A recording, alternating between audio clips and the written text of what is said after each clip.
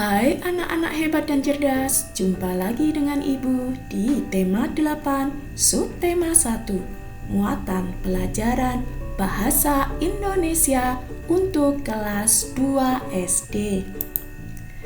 Anak-anak hebat dan cerdas, masih ingatkah kamu dengan penggunaan huruf besar atau huruf kapital dalam kalimat?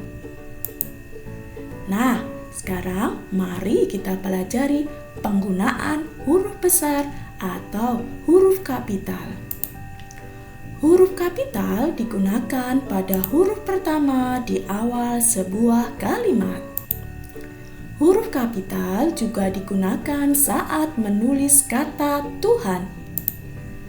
Perhatikan kalimat-kalimat di bawah ini. Yang pertama, berdoa kepada Tuhan sesuai ajaran agama yang dianut. Yang kedua, setelah makan, berdoa kepada Tuhan sesuai ajaran agama yang dianut.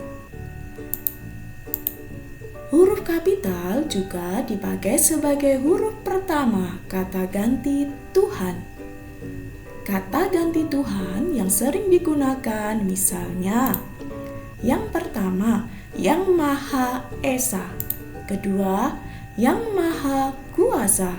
Ketiga, Yang Maha Besar. Keempat, Yang Maha Pengasih. Kelima, Yang Maha Penyayang, dan sebagainya. Nah, sekarang mari kita perhatikan contoh berikut. Yang pertama, sebelum belajar, kita sebaiknya berdoa kepada Tuhan Yang Maha Esa. Yang kedua, berdoalah kepada Tuhan Yang Maha Pengasih dan Maha Penyayang. Yang ketiga, bumi dan segala isinya diciptakan oleh Tuhan Yang Maha Besar. Yang keempat, kamu tidak perlu gelisah karena ada Tuhan Yang Maha Kuasa. Nah, anak-anak hebat dan cerdas, mari kita belajar penggunaan huruf kapital pada nama diri.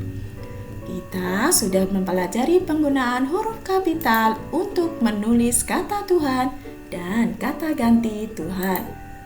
Selain itu, huruf kapital juga digunakan untuk menulis nama diri. Nama diri adalah nama seseorang. Mari perhatikan penggunaan huruf kapital pada kalimat-kalimat berikut. Aku, Edo, Beni, Siti, Dayu, Meli, dan Lani akan bermain menirukan gerakan binatang berjalan di air. Kata Edo, Beni, Siti, Dayu, Meli, dan Lani selalu diawali dengan huruf kapital atau huruf besar. Setiap awal kata nama orang harus ditulis dengan huruf kapital. Nah, sekarang kita belajar penggunaan tanda titik dalam kalimat. Saat menulis sebuah kalimat, kamu juga harus memperhatikan penggunaan tanda titik. Tanda titik digunakan untuk mengakhiri sebuah kalimat. Tanda titik ditulis setelah kata terakhir dalam sebuah kalimat.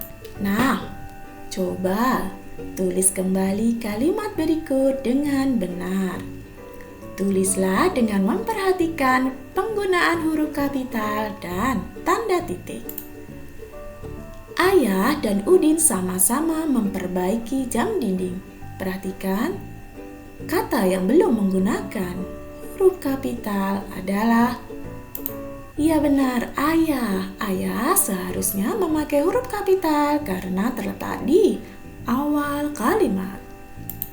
Kemudian Udin. Udin adalah nama orang, seharusnya memakai huruf kapital. Dan kita lihat tanda baca di akhir kalimat seharusnya menggunakan tanda titik. Karena ini adalah kalimat berita. Tanda titik digunakan untuk mengakhiri kalimat berita. Coba sekarang mari kita perhatikan penulisan yang benar. Ayah dan Udin sama-sama memperbaiki jam dinding. Perhatikan, Ayah dan Udin sudah menggunakan huruf kapital dan di akhir kalimat sudah menggunakan tanda titik. Kemudian contoh selanjutnya, Ayah bersyukur kepada Tuhan mempunyai anak yang patuh seperti Udin. Coba perhatikan penggunaan huruf kapitalnya. Mana yang seharusnya memakai huruf kapital?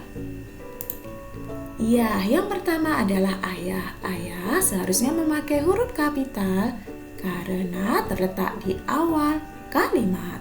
Kemudian Tuhan, kemudian Udin. Dan seharusnya di akhir kalimat diberi tanda titik. Jadi, penulisan yang benar adalah Ayah bersyukur kepada Tuhan mempunyai anak yang patuh seperti Udin. Kata ayah, Tuhan, dan Udin sudah menggunakan huruf kapital. Dan di akhir kalimat juga sudah menggunakan tanda titik.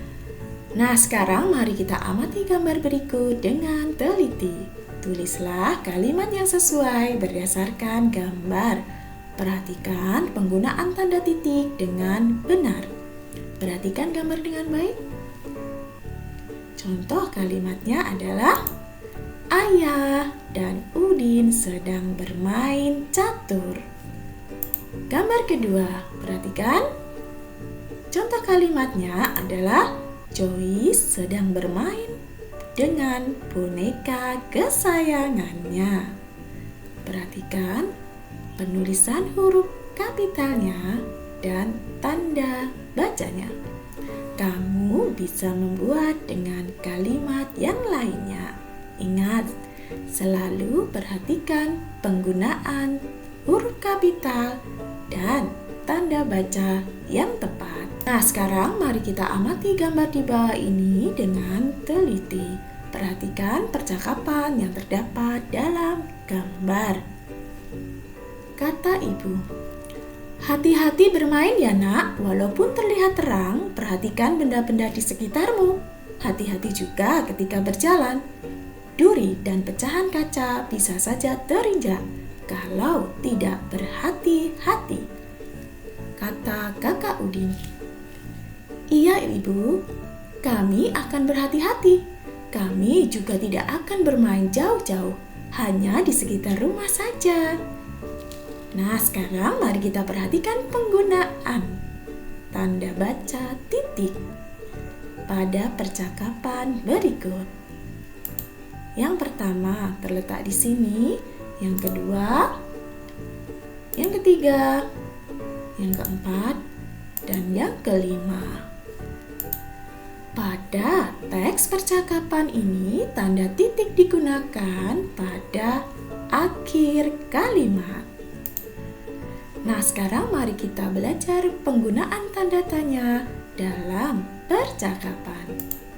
Perhatikan kegiatan Lani dan ibunya berikut. Lani berkata, "Kapan ikannya matang, Ibu? Apakah masih lama?"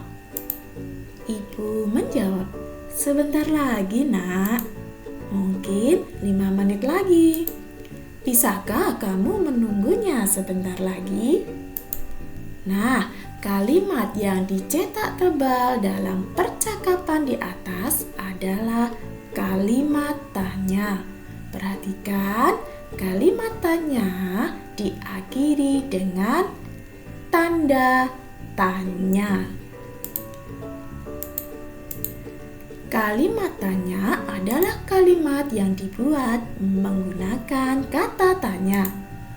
Kata tanya dalam bahasa Indonesia biasanya diawali dengan kata apa siapa, di mana, mengapa, kapan, dan bagaimana. Saat membuat kalimat tanya, kamu harus memberi tanda tanya di akhir kalimat. Kalimat tanya juga dapat dibuat dengan menambahkan partikel kah pada suatu kata seperti apa menjadi apakah. Contoh dalam bacaan tadi yaitu apakah dan bisakah. Nah, sekarang mari kita belajar kalimat tanya yang terdapat dalam percakapan. Amati dan bacalah teks percakapan berikut dengan nyaring. Udin berkata, "Selamat datang ya teman-teman. Aku senang dengan kehadiran kalian." "Naik apa tadi ke sini?" jawab Lani. "Iya, sama-sama Udin. Kami juga berterima kasih telah diundang.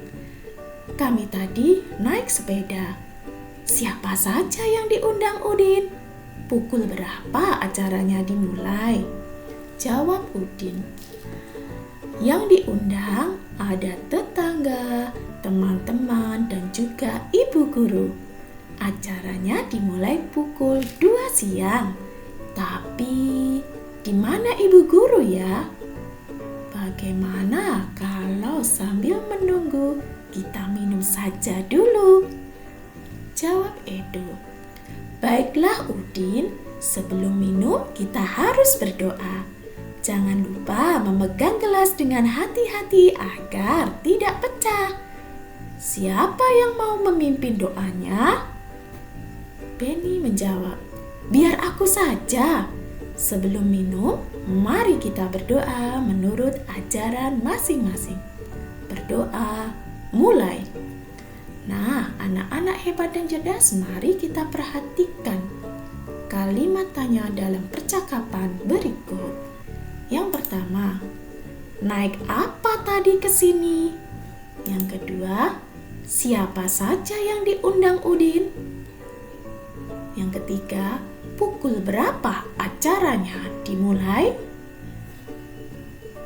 Berikutnya, "Di mana ibu guru ya?" Bagaimana kalau sambil menunggu kita minum saja dulu? Selanjutnya, siapa yang mau memimpin doanya? Nah, anak-anak hebat dan cerdas, masih ingatkah kamu fungsi atau kegunaan kata tanya pada percakapan ini? Berikut adalah kegunaan kata tanya. Yang pertama, apa? Untuk menanyakan sesuatu. Yang kedua, di mana? Untuk menanyakan tempat. Yang ketiga, mengapa? Untuk menanyakan sebab atau alasan. Yang keempat, siapa? Untuk menanyakan orang. Yang kelima, kapan? Untuk menanyakan waktu. Yang keenam, bagaimana? Untuk menanyakan penjelasan. Seperti menanyakan cara dan keadaan. Nah, untuk meningkatkan pemahamanmu, ayo berlatih. Perhatikan gambar berikut dengan teliti. Di sini ada gambar kue tar. Tuliskan kalimat tanya berdasarkan gambar yang kamu amati. Tuliskan menggunakan kata apa, mengapa, kapan, siapa, di mana, dan bagaimana. Mari kita mulai. Yang pertama, kata siapa. Kalimat tanyanya adalah siapa yang membuat kue tar itu? Yang kedua, apa saja bahan yang digunakan untuk membuat kue tar? Yang ketiga, mengapa kue tar dihiasi dengan stroberi? Yang keempat, kapan kue tar itu dimakan? Yang kelima, bagaimana cara membuat kue tar? Yang keenam, di mana kamu membeli kue tar itu? Ini adalah contoh dari ibu kalian bisa membuat dengan kalimat yang lainnya. Anak-anak daripat dan cerdas, demikian pembelajaran kita kali ini. Terima kasih atas perhatiannya. Salam sehat dan tetap semangat.